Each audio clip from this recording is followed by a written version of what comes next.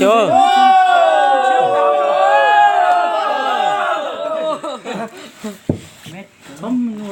Hết rồi nha.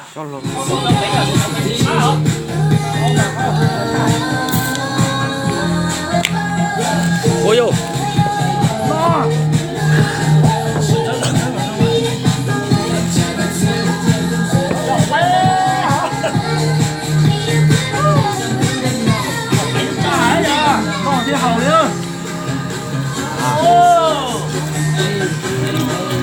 Ngon rồi. Nó cho to nhá. Cho nó cắt tới nó.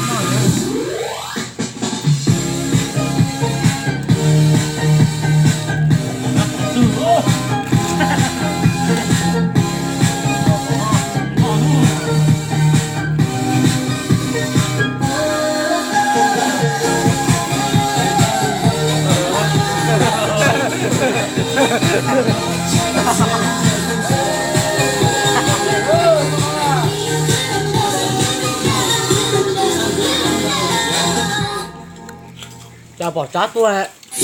Chát được ta. Với em về đời anh bớt khổ. Đi hầu nữa.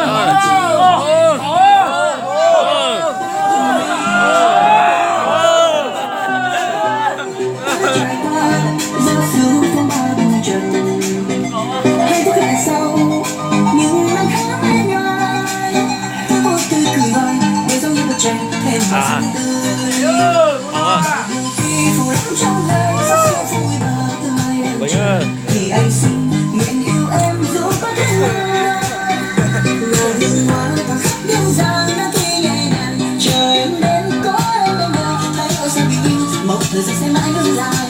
Sẽ mãi cho em yêu, mãi cho em bài ca, mãi cho em những điều để mình chết đời. Lần vì sao em trong tình anh người em.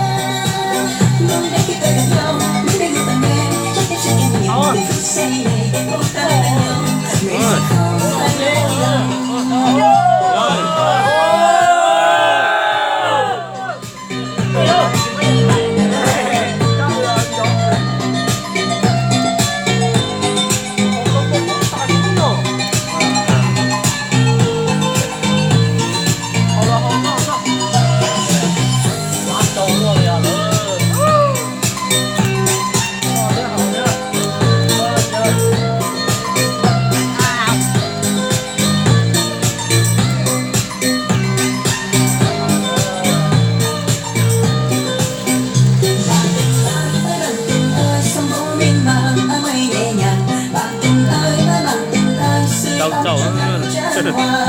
Bạn tình ơi, bạn tình ơi, ta sẽ dành bên em về nhà.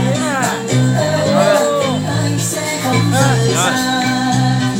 Anh ơi có bao nhiêu 60 năm cuộc đời, thương anh em không đợi đời nên đừng nói chuyện buông lơi. Nhà anh thì ở phố núi, còn em ở bên kia sông. Nhà em thì đang hoa xì ngồi đặc sản cả cua đồng. Anh chịu làm chồng em không, đối với em còn chờ mong. Thành thị bông hoa mạnh lắm, thôi ở lại cùng em cùng chồng. Em đã đến tuổi cưới chồng nên chỉ chờ đợi anh qua. Tao thì cũng không có, chỉ cần Không biết. Không biết luôn.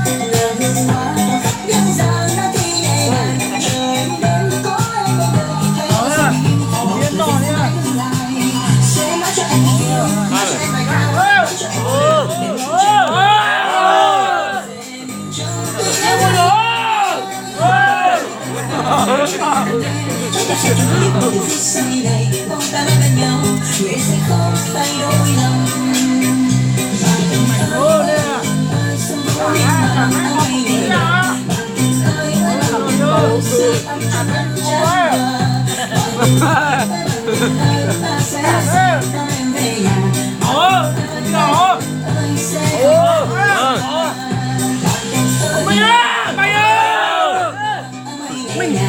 Bạn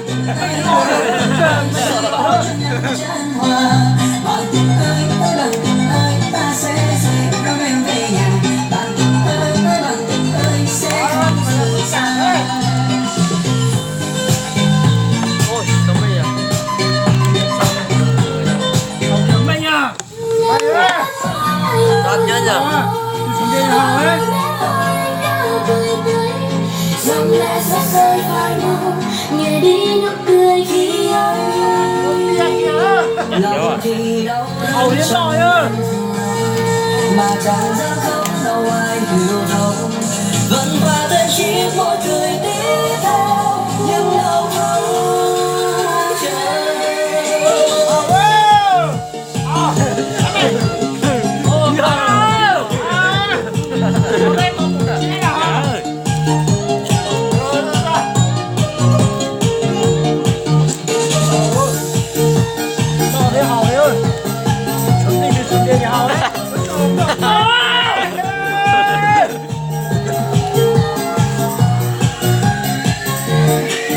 Anh sẽ chờ dù mình sẽ kia có cả dù qua tầm bao kiếp anh vẫn sẽ chờ. Nó. Nó. Nó.